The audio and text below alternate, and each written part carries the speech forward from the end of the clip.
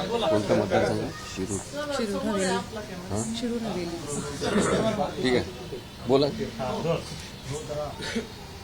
शिरूर हवेली मतदारसंघामध्ये ज्येष्ठ आमदार अशोकराव पवार विरुद्ध ज्ञानेश्वर माऊली आबा कटके जे NCP चे अजितदादा पवार यांचे सदस्य आहेत आणि अशोकराव पवार हे शरद पवार साहेबांचे सदस्य आहेत.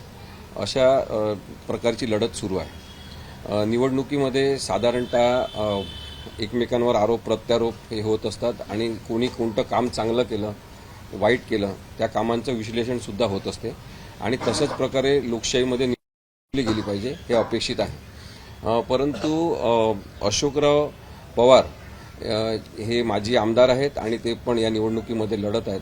त्यांच्या मुलावर आज जो प्रसंग झाला तो अत्यंत वाईट आहे आणि त्यासाठी ही पत्रकार परिषद आयोजित केलेली आहे. यासाठी जे कोणी जबाबदार असतील त्यांच्यावर कारवाई झाली पाहिजे हे नक्कीच आहे. ऋषीराज पवार हा 30 वर्षाचा युवक आहे आणि तो अशोक पवार यांचा चिरंजीव आहे. त्यांचाच एक कार्यकर्ता भाऊ कोळपे नावाचा जो आहे तो ऋषीराजला म्हणाला की आपल्याला एका ठिकाणी चांगली मीटिंग लावायची आहे आणि त्यासाठी काही लोकांना भेटायला जायला पाहिजे आणि म्हणून त्याला सोबत घेऊन म्हणजे भाऊ कोळपे यांनी ऋषीराज पवार याला सोबत घेऊन ते मांडवगण पराटा या ठिकाणी एका घरी घेऊन गेले आणि तिथे नेल्यावर त्याला त्यांनी आतमध्ये त्या घरात गेल्यावर अचानक आणखी 2 जण तिथे आले आणि त्यांनी त्याच्यानंतर त्याच्यावर जबरदस्ती सुरू केली. त्याला धाकदपटशा दाखवला आणि त्याला विवस्त्र केलं. एवढ्यावरच ते थांबले नाही तर त्यांनी तिथे एका बाईला आणलं आणि त्या बाईचे सुद्धा त्यांनी कपडे काढून तिला विवस्त्र केलं आणि ऋषीराज सोबत तिचे काही नग्न अवस्थेतले फोटो आणि व्हिडिओ त्यांनी शूट केले. त्यांनी जबरदस्तीने सांगितलं की असं झोपायचं तसं झोपायचं त्या बाईच्या अंगावर झोपायचं आणि अशा प्रकारे अत्यंत वाईट व्हिडिओ तयार केलेले आहेत. त्यानंतर त्यांनी सांगितलं की आम्हाला काही विरोधी पक्षाचे लोक जे तुमच्या विरुद्ध निवडणूक लढवत आहेत असे अनेक जण आम्हाला संपर्कात आहेत आणि ते आम्हाला पैसे देणार आहेत. तुम्ही आम्हाला 10 कोटी रुपये दिले तर आम्ही हे फोटो किंवा व्हिडिओ व्हायरल करणार नाही असं ऋषीराजला सांगण्यात आलं आणि त्यामुळे तो हबकून गेला की एवढे पैसे कुठून आणणार. मग त्यांनी थोडंसं कॉमन सेन्स वापरून किंवा प्रसंगावधान दाखवून हे सांगितलं की माझ्याजवळ इतके पैसे आत्ता नाही, बाहेर गेल्यावर मी माझे जे प्रचार करणारे काही लोक आहेत त्यांना भेटून काही पैसे जोडून तुम्हाला देऊ शकतो पण एवढे पैसे मी देऊ शकत नाही. आणि म्हणून त्याला त्यांनी बाहेर सोडलं. त्यांनी सांगितलं की आमचा जो व्हिडिओ आहे आणि त्यामुळे तू जर पैसे दिले नाही तर आम्ही तुझ्यासोबत काय करू हे व्हिडिओ व्हायरल करून ते तू कल्पना करू शकतो.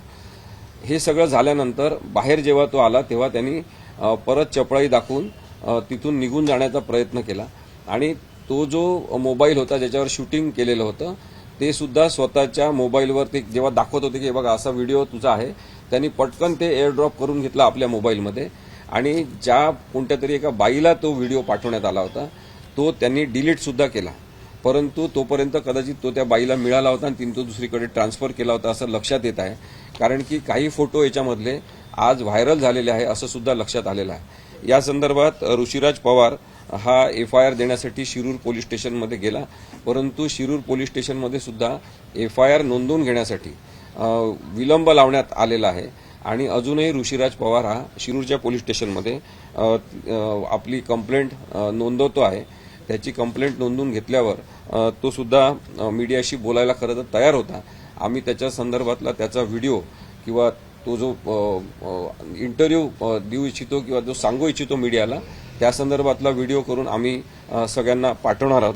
कारण की मुळात कोड ऑफ कंडक्ट जे आहे निवडणूक आचारसंहितेचा हा भंग आहे. हे कोणी केलं असेल कशासाठी केलं असेल ज्याचा कोणाचा उपयोग असेल फायदा असेल हे कसं करण्यामध्ये आणि हे दबावतंत्र वापरण्यामध्ये त्याच्याबद्दलची चौकशी पोलिसांनी केली पाहिजे.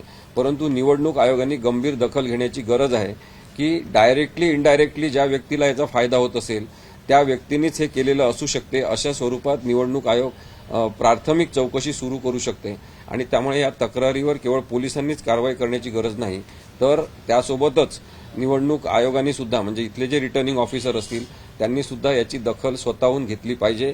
एवढी भयानक ही घटना आहे ऋषीराज जो आहे तो आताही ट्रॉमाखाली आहे, प्रचंड मानसिक दबावाखाली आहे. त्याचे वडील अशोकराव पवार जे अनेक वर्ष राजकारणात आहेत आणि माजी आमदार आहेत, पुन्हा निवडणूक लढवत आहेत, ते सुद्धा धक्क्यातून अजून सावरलेले नाही आहेत. ते लोकांसोबत आहेत, त्यामुळे लोक त्यांना सपोर्ट करत आहेत. परंतु निवडणूक ही साध्या पद्धतीने आपलं म्हणणं सांगून लढवावी. पण अशा मार्गांचा वापर जर कोणी करत असेल किंवा तशा मार्गांचा वापर करण्यासाठी काही जणांचा वापर केला जात असेल तर त्यांच्यावर कारवाई झाली पाहिजे. माझ्यासोबत आता आम्रपाली पवार आहे, अशोकराव पवार यांची मुलगी आहे, उच्च विद्याविभूषित आहे. तिला सुद्धा धक्का बसलेला आहे. तिला ते she is not gathering her courage to share everything with the media आणि तिला वाईट वाटलेलं आहे. तरी पण मी तिला अशी विनंती करतो की तिने तिच्या भावना या संदर्भातल्या सांगाव्या, कारण की मोकळ्या वातावरणात निवडणूक होणं, प्रामाणिकपणे निवडणूक होणं आणि निवडणूक लढून कोण जिंकेल कोण हरेल हे झालं पाहिजे. परंतु असे प्रकार जर होत असतील तर ते अत्यंत निंदनीय आहे. गंभीर दखल याची पोलिसांनी आणि निवडणूक आयोगाने घेण्याची गरज आहे. मी आम्रपालीला विनंती करतो की तिने थोडं बोलावं.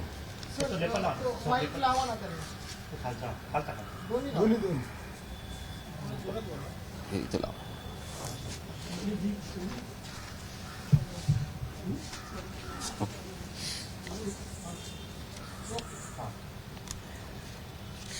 हे जे आज झालंय, जो आमच्या परिवारावरती बाळ झालाय एका दिशेने, हे ह्याचं खूप दुःख झालंय मला की महाराष्ट्राची पॉलिटिक्स ह्या स्टेटवरती आली आहे. आणि हे मी कधीच असा स्वप्न पण लांब राहिले, कधीच असा कोणी आमच्या फॅमिलीमध्ये कधीच एवढा असा विचार नसता केला की ह्या लेवलवरती कोणी येऊ शकतं.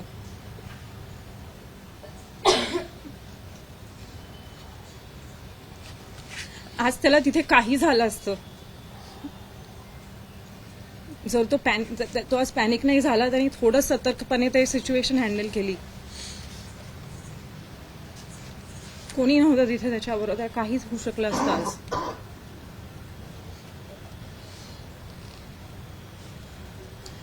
माझी फक्त एवढीच रिक्वेस्ट आहे सगळ्यांना की आपण इंटेग्रिटीने आपलं काम करावं, कारण आम्ही तेच बघत आलोय पप्पांकडून, आमच्या मम्मीकडून, सगळ्यांकडून, की जे आहे ते सत्तेने करायचं आणि त्याच्यानंतर जे काही रिझल्ट येईल त्याला स्वीकारायचं. असे रस्ते कधी ऐकले नव्हते, कधी बघितले नव्हते. हे आज खूप मोठा धक्का बसला आमच्या अख्ख्या फॅमिलीला.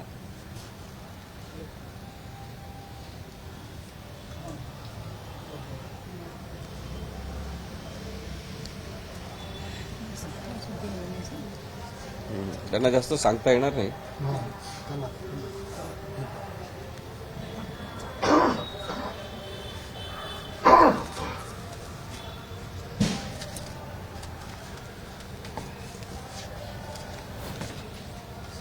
विचारू शकतो हो, विचार.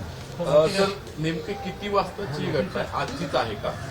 किती वाजताची घटना आहे आणि कार्य त्या म्हणतात की कोणीच बरोबर नव्हतं, असं ते एकच कसे काय लागलं? महत्वाचा प्रश्न आहे हा. भाऊ कोळपे नेमका कोण आहे आणि जे आमदार आहेत अशोक बापू पवार त्यांच्या जवळचा कार्यकर्ता आहे का? त्यांचा मुलगा त्यांच्यासोबत निवडणूक काळात कसा काय जाऊ शकतो?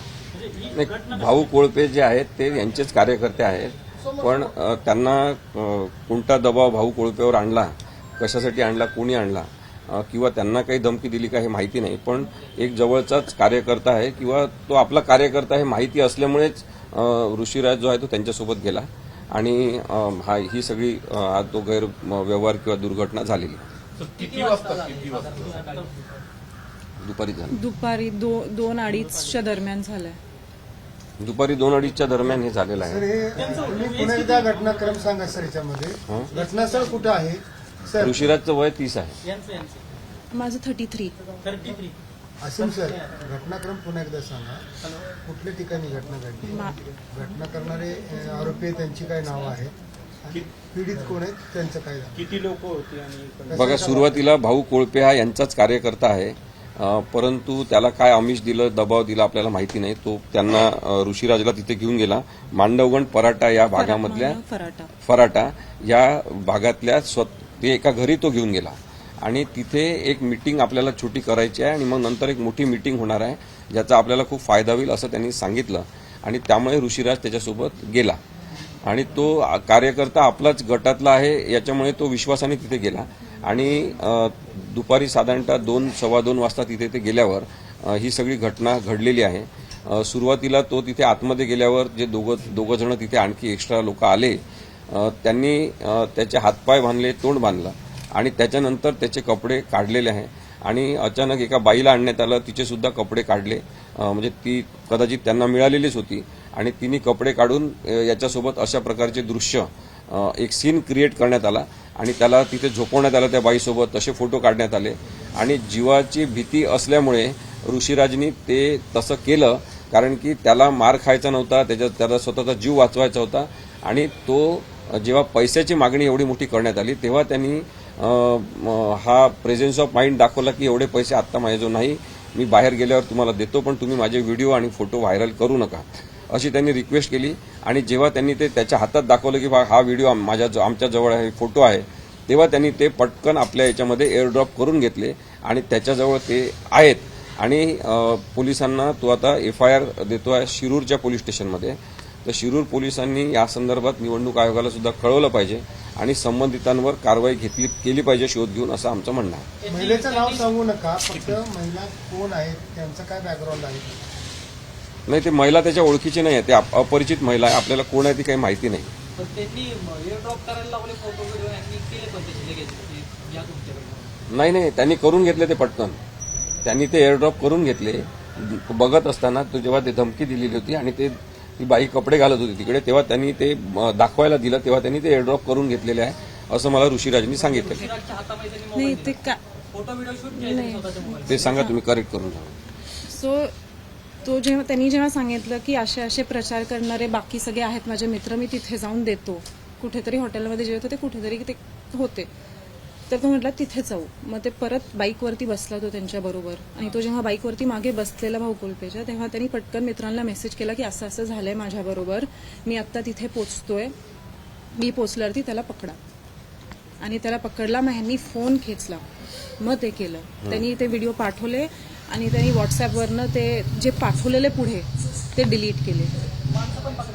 माणसाला पकडलं, त्याला एकालाच पकडलं, दोघं फरार आहेत. ते कुठं निघाले होते? मांडववरून, फराटावरून कुठं गेले टू व्हीलरवर?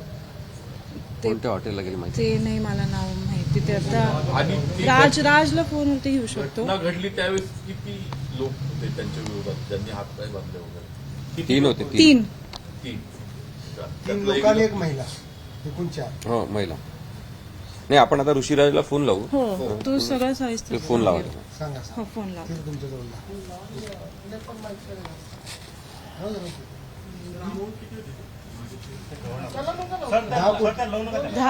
ते म्हटले 10 कोटी मला समोरचा देतो, तुम्ही किती द्या? वर जरा हे असं राहू का?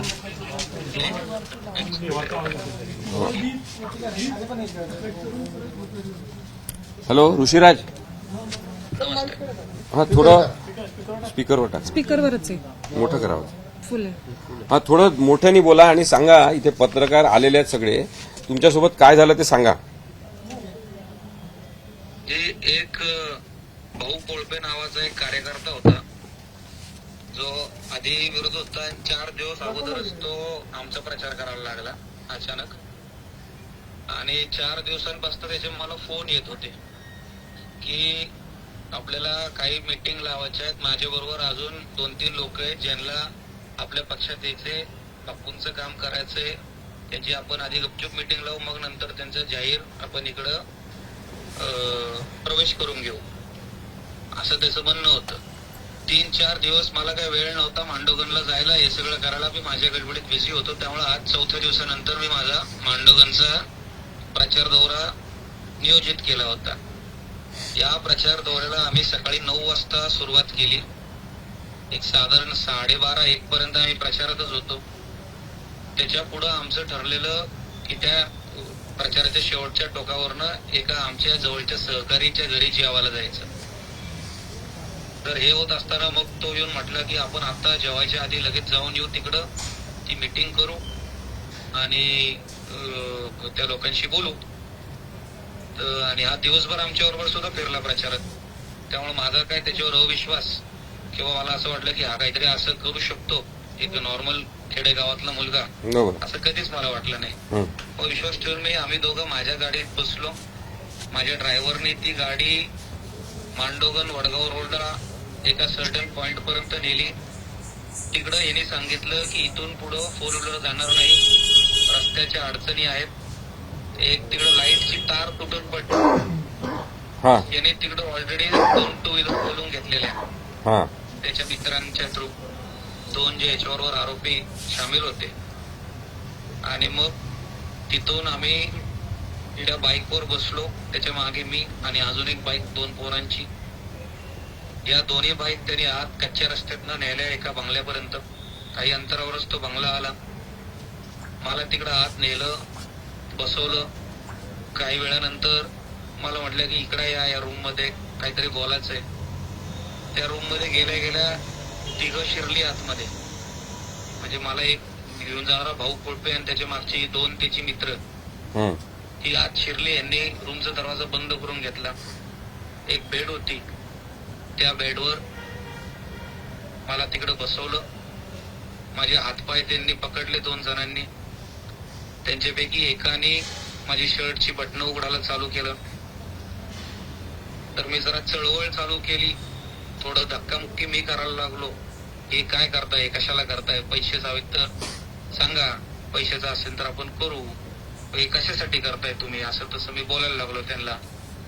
तर त्यांनी एक तिथंच पडलेलं एक कापड घेतलं, माझ्या तोंडावरनं अख्खं ते टाकलं. माझा गळा दाबला, मला मारून टाकण्याचा प्रयत्न केला. मग ती भीती घातली माझ्यात की आम्ही कुठल्याही थरापर्यंत जाऊ शकतो. आणि मग ते कापड काढून मला समोर त्यांनी एका पिशवीतनं एक मोठी अशी रस्सी काढून दाखवली. आणि त्यांनी डायरेक्ट सांगितलं मला की आम्हाला हा व्हिडिओ हवा आहे. हा व्हिडिओ आम्हाला, या व्हिडिओच्या मागणीसाठी आम्हाला 10 कोटी रुपयांची पुण्यातनं ऑफर आली आहे, असं ह्या पोरांनी मला सांगितलं. ते म्हटले की आम्ही त्याच्यासाठी काही करायला तयार आहे. अर्थातच मला मारून टाकायची त्यांनी धमकी दिली. त्यामुळं माझ्या जीवाला घाबरून मी त्यांना म्हटलं की ठीक आहे, मी काय तुम्हाला अडथळं घालत नाही, फक्त मला एवढा शब्द द्या की माझ्या जीवाला धोका होणार नाही, बाकी जे तुम्हाला करायचंय ते करा. मग माझे कपडे काढले. एक बाहेरनं 4था माणूस होता, ज्याने एक बाई आणली कुठनं तरी, काय कसे आणली कुठनं आणली काही मला आयडिया नाही. मी मला रूम मध्ये कोंडून ठेवलेलं. ते दरवाजा उघडल्यावर ती बाई आत घेतली या 3 पोरांनी. मग 3घांपैकी 2 बाहेर गेले या मेन भाऊ कोळपेच्या सांगण्यावरनं. हा एकटा तिकडे राहिला. याने कॅमेरा त्याचा बाहेर काढला मोबाईलचा आणि तिला सांगितलं की बेडवर झोप. तिला बेडवर झोपवली. तिला सांगितलं की कपडे असे असे वर खाली कर तुझे, ती साडी काढ. मग तो व्हिडिओ घेत होता. त्याने मला माझे कपडे काढून तिकडे मला बसवलेलं बेडवर. मग त्याने मला इन्स्ट्रक्शन्स दिले की असं तिच्यावरती झोपा, अशी पोज द्या, असं करा, तसं करा. मग मी ते 1-2 पोज दिले. त्यांनी फोटो काढले, व्हिडिओ काढले. त्या व्हिडिओ मध्ये सुद्धा त्याचा ऑडिओ आला आहे की तो इन्स्ट्रक्शन्स देतोय क्लिअरली, असं करा, तसं करा, हे ते. आणि ते झालं. त्याचे त्यांनी व्हिडिओ फोटो घेतले. मग परत त्या दोन्ही पोरांना आत बोलवलं. या बाईला बाहेर काढलं. तिला कुठं पाठवून दिलं, नाही पाठवलं, मला काही आयडिया नाही. त्याच्यानंतर त्यांनी परत माझे हातपाय आवळून मला तिकडे खाली बसवलं जोर जबरदस्ती. त्यांनी सांगितलं आम्हाला पुण्यातनं या व्हिडिओसाठी समोरच्या पार्टीकडनं 10 कोटी रुपयाची ऑफर आलेली आहे, फक्त हा व्हिडिओ आम्हाला त्यांच्यापर्यंत व्हायरल करायचा आहे. तर मी त्यांना म्हटलं, मला तिकडं परत अजून जीवाचा धोका वाटत होता. मी थोडंफार त्यांच्याशी लाडीगुडीत बोलायला लागलो, थोडी समजदारी दाखवली. मी त्यांना सांगितलं की एक काम करा, पैशाचं काय व्हॅल्यू नाही, पैशाची इम्पॉर्टन्स नाही मला, हे व्हिडिओ वगैरे महत्वाचं आहे का, मी हे सामाजिक असं तुम्ही जर काय करणार असताल तर त्याला मी घाबरतो, असं तसं मी त्यांचा विश्वास थोडा जिंकण्याचा प्रयत्न केला. मग त्या पोराला सांगितलं की काय तुम्हाला तिथून पैसे काय मी इथून देतो, हे तुम्ही डिलीट करा. मला हे समोरचे जितके पैसे देऊ नाही शकत त्याच्यापेक्षा जास्त पैसे देतो, आता लगेच देतो म्हटलं. असं तसं मी त्यांच्याशी लाडीगोडीत बोलून थोडं त्यांच्याशी 10-15 मिनिटं संवाद घातला. हा त्याच्यानंतर त्यांनी मी त्याला सांगितलं की हा व्हिडिओ तुमच्या मोबाईल मध्येच आहे, हा तुमच्याकडेच ठेवा जोपर्यंत मी पैसे देत नाही. मग तो म्हटला आता काहीतरी द्या. ते मला जाऊन नव्हते देत आधी, रात्रभर तिकडे ठेवले असतं काय, त्यांनी पैसे मागून घ्यायची प्लॅनिंग होती. मी म्हटलं इकडं माझे दोन मित्र तिकडे गावात, त्यांच्याकडे थोडी माझी कॅश असते. मी म्हटलं चला तिकडे जाऊ, तुम्हाला ती कॅश मी तिथनं देतो. तिकडं आमची पोरं जेवायला गेलती तिकडं. हा तर मग ते ठीक आहे म्हटलं. तो बाईकवर पुढे बसला स्वतः, मी मागे बसलो. मी त्याची तरी अजून लाडीगुडीत गप्पा मारत आलो. मी तुमच्या त्याला- पुढे कोण बसला? भाऊ कोळपे बसला का? भाऊ कोळपे बसला. हा मी त्याला आतमध्ये त्यांचा विश्वास जिंकण्यासाठी म्हटलेलं की तुम्ही पैशासाठी हे जर असं करत असताल तर मग मी सांगेन तिकडं असं करा, मला 2 पोरं हे काहीतरी आहे, असं थोडं त्यांचा ट्रस्ट गेन करायचा मी प्रयत्न केला. त्यांना अजून आमिष दाखवलं मी की हे काही नाही, याच्यापेक्षा अजून पैसे देईन तुम्हाला. आणि मग बाईकवर बसून त्यांनी मला नेलं त्या घरापर्यंत. त्या घरापर्यंत नेत असताना मी गपचूप बाईकवरनं मागणं माझे तिथले जे साथीदारी होते, त्या घरापर्यंत म्हणजे कोणत्या कोणाच्या घरापर्यंत? हा माझ्या मित्राचे हा. जिकडे जेवण होतं तिकडे मी SMS करून ठेवलं ओके की हा आला तर याला लगेच पकडा, हा याला जाऊ नका देऊ. आणि तसेच ही माझी मित्र मग बाहेर रोडवर थांबलेली. जसा हा आला तसा त्यांनी याला धरला. मग त्याला पकडून आम्ही माझ्या मित्राच्या घरात त्याला नेला. पोलीस येईपर्यंत त्याला तिकडं आम्ही कोंडून ठेवायचा प्रयत्न केला. आम्ही सगळे 4-5 जण होतो. त्याचा मोबाईल मी माझ्या ताब्यात घेतला. त्या मोबाईल मधले त्यांनी हे व्हिडिओ ऑलरेडी 2 लोकांना व्हॉट्सअपवर फॉरवर्ड केलेले होते, ते मला लक्षात आले. ते मी इथनं डिलीट जरी केले तरी ते पुढे अजून कुठं गेलेत का नाही गेलेत याची मला खात्री नाही. याची आता पोलिसांनी जबाबदारी घ्यायची आणि पोलिसांनी त्याचा तपास लावायचा आहे. मला जे व्हिडिओ भेटले त्याच्या मोबाईल मधले ते मी तिथं डिलीट केले. मी त्यांचा मोबाईल येऊन इकडं आता पोलीस स्टेशनला आताच मी इकडं सबमिट सुद्धा केलाय. माझी FIR आता मी दाखल करतोय इकडं. त्याला घरात नेताना त्याच्या एका मित्राने कोणीतरी बघितलं की असं असं त्याला 2-3 पोरं पकडून घरात नेतायत. त्याला काही कळलं नसेल. त्याने त्याच्या वाडी वस्तीवरची सगळी पोरं बोलवली. ती त्याच्या वाडी वस्तीवरची पोरं सगळी दांडकी बिंडकी घेऊन त्या घरापाशी आली, गोंधळ घातला. आमच्या काही तिथल्या मित्रांना मारहाण करायचा प्रयत्न केला. आणि मी होतो तिकडं. त्यामुळे मी तिकडं होतो, त्याचा फोन माझ्या ताब्यात होता. ही सगळं गोंधळ तिकडं होत होता. मला परत तिकडे जीवाची भीती वाटली की म्हटलं हे बाकीची सगळी गँग सुद्धा आले आणि तिथं हत्यार घेऊन आले ते सगळे. मग त्या प्रकरणात माझ्या एका सहकार्याने म्हटलं की तुम्ही बाईकवर बसा आणि तुम्ही पटकन इथनं निघून जा. मग मी तिथनं एका बाईकवर बसलो आणि निघून आमच्या एका जवळच्या सहकार्याच्या ऑफिसमध्ये आलो गावाच्या. तोपर्यंत मग नंतर तिकडे पोलीस पोहोचले. पोलिसांनी त्याला ताब्यात घेतला. ती 2 जी होती बाकी अजून आणि 3 हा ती कुठे अजून मला आयडिया नाही. पोलीस म्हणतात की त्याच्यातला एक त्यांनी ताब्यात घेतलाय. आणि या प्रकारे हे राजकारण आज या थरावर आलंय आणि अशा लेवलच्या या गोष्टी व्हायला लागल्यात की सरळ सरळ लढाई ज्यांना लढता येते ते मार्ग वापरण्याचा प्रयत्न चालू करत आहेत. असं आयुष्यात कधी वाटलं नव्हतं की असा एखादा दिवस आपल्याला बघायला मिळेल की जीवाने जीव जाईन याची भीती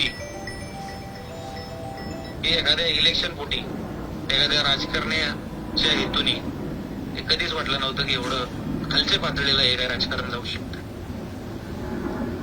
एवढं मेंटल हॅरेसमेंट झालंय आम्हाला सेफ्टीचा थ्रेट वाटतोय मला, माझ्या परिवाराला. आता आम्ही इकडं कंप्लेंट रजिस्टर करतोय आणि होपफुल आहोत की पोलीस लॉफुल ऍक्शन घेतील, क्विक ऍक्शन घेतील. ते जे मला फसवून घेणारे फोटो व्हिडिओ काय यांनी काढले असतील त्याचा प्रचार प्रसार होऊन नाही देणार, ते रोखणार. मला, माझ्या परिवाराला आमची सेफ्टी गॅरंटी करणार. हीच माझी आता पोलिसांकडनं अपेक्षा असणार आहे. पोलिसांनी FIR घेतला का? हो आता चालूच आहे. हा ठीक आहे ठीक आहे. काळजी घ्या तुम्ही. काही विचारायचं? व्हॉट्सअप केलं ना त्यांनी व्हिडिओ हं. कोण नंबर ते दोन जणांना व्हॉट्सअप केलं म्हणे तुमचे व्हिडिओ आणि फोटो, त्यांचे नावं वाचले होते का तुम्ही? त्याच्यात त्याचं नाव एकीचं दिदी म्हणून सेव्ह केलं. हां. तो कोण त्याची खरी दिदी आहे का त्याचा दुसरा मोबाईल आहे का काय काय माहिती नाही मला. हां. ते तर मी त्याचं व्हॉट्सअप घेतलं, त्याचं मोबाईल घेतला, त्याला कोड विचारलं, त्याचं ते फेस आयफोन होता त्याच्या फेसने तो उघडला आणि मग ते सगळं मी चेक केलं. आणि दुसरा कोण होता? दुसऱ्यांची नावं त्यांनी आम्हाला सांगितली, ती एक मिनिट लिहून घेतली मी. त्यांनीच आम्हाला सांगितली, ती मयूर काळे, मयूर तुषार कुंभार. मयूर काळे आणि तुषार कुंभार हे कोण होते? हे ते तिघांमधले बाकी दोन होते. दोघं जण दुसरे. अच्छा. हा, ही नावं त्यांनी सांगितली आम्हाला. कोणी? कोळपेनी. कोळपेनी. ओके. आता कोळपेला अरेस्ट केली आहे का? हा, कोळपे आता आम्हीच पकडून पोलिसांच्या ताब्यात दिला. अच्छा. ओके. त्यांचं कोणावर संशय किंवा आरोप आहे? आपला कोणावर संशय आहे का ऋषिकेश? आता ऋषिराज. कोळपे आणि त्याच्या मित्रमंडळींनी हं. या गँगने डायरेक्ट मला तोंडावर सांगितलं की समोरच्या पार्टीने आम्हाला पुण्यातनं 10 कोटी रुपयाची ऑफर या व्हिडिओसाठी दिली आहे. नाव नाही सांगितलं. नाही, समोरची पार्टी त्यांनी म्हटलं, त्यांनी देखील नाव नाही घेतलं, त्यामुळे मी सुद्धा नाव घेणं उचित. बरोबर आहे. ठीक आहे. मग अजून काय विचारायचं तुम्हाला? ठीक आहे. ठीक आहे. काळजी घ्या तुम्ही ऋषिराज. ओके. धन्यवाद. ठीक आहे.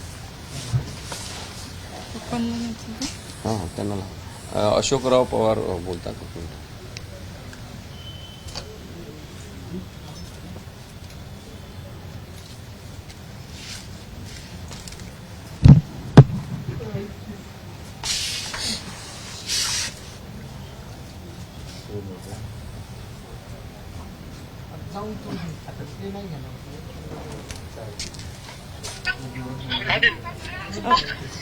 Ask him to give it to Diana. बाबा से बात करवाना या प्रेस कॉन्फ्रेंस पे खड़े हैं.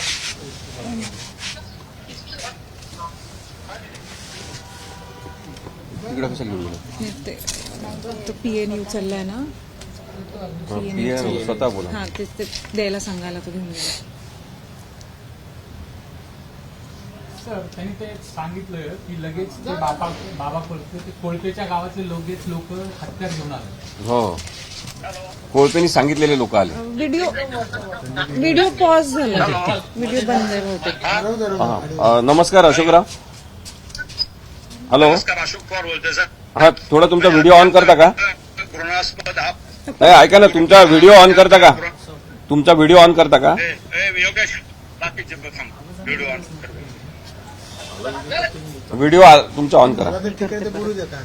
जाऊ दे, आता लागला तर तसं बोलू दे.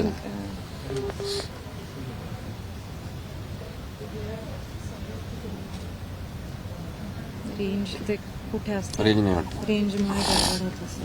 ठीक आहे, बोलू दे त्यांना. कॉन्ट्रॅक्ट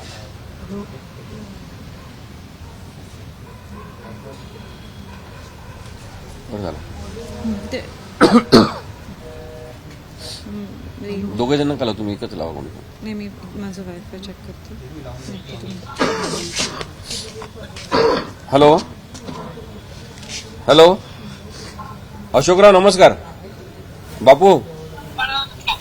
नमस्कार, अशोक पवार बोलतोय सर. हा, पत्रकारांशी बोला जरा, मी तुमचा हे करतो. हा, बोला. हो, बोला. अत्यंत दुर्दैव आणि घृणास्पद ही गोष्ट आहे की राजकारण किती खालच्या थरावरती विरोधकांनी न्यावं की आज माझ्या मुलाला पकडून नेऊन तिघांनी त्याचा गळा आवळणं एका मोठ्या चांगल्या अशा फाडक्यासारखं काहीतरी होतं आणि सुरा लावणं आणि समोर त्याला कपडे काढायला लावणं. कोण आहे ते मी नाव घेऊ शकत नाही, कोण असेल ते त्यांचे कपडे काढणं आणि असं नाही केलं तर तुला जीव मारतो अशी धमकी देणं हे किती घृणास्पद आहे. राजकारण कुठल्या थराला चाललेलं आहे. केवळ विरोधकांना त्यांचा पराभव दिसत असल्यामुळं आणि मी माझं कुटुंबाला अशा पद्धतीने वेठीस धरलं. त्यांना वाटतंय की आम्हाला अशा पद्धतीनं काही केलं तर आम्ही नाउमेद होऊ. आम्ही बिलकुल नाउमेद होणार नाही, कारण आम्हाला माहिती आहे आमचं मन साफ आहे. आमचा मुलगा पण अशा प्रकारचा कधी घृण करणार नाही. आज प्रचार करत असताना अशा पद्धतीनं त्याला फसवून एका ठिकाणी नेऊन असा घृणास्पद प्रकार करणं अत्यंत निंदनीय असा आहे. पोलीस खात्याला माझी विनंती राहील की याची चौकशी व्हावी आणि ह्या स्कॅन्डल मागे कोण आहे प्रमुख सूत्रधार, की त्याला केवळ आमदारकीचं पडलेलं आहे, की आमदारकीसाठी हे विरोधक काही पण करायला लागल्यात. त्यामुळे मी यांचा निषेध करतो आणि त्यांच्यावर निश्चितपणे उचित कारवाई शासनामार्फत केली जाईल अशी माझी विनंती. ठीक आहे. अजून काय विचारायचं तुम्हाला? ठीक आहे. ओके, काळजी घ्या तुम्ही. अच्छा, चालेल, ओके. ठेवू साहेब मग. हो, ठेवा. Okay, thank you. एबीपी माझा, उघडा डोळे बघा नीट.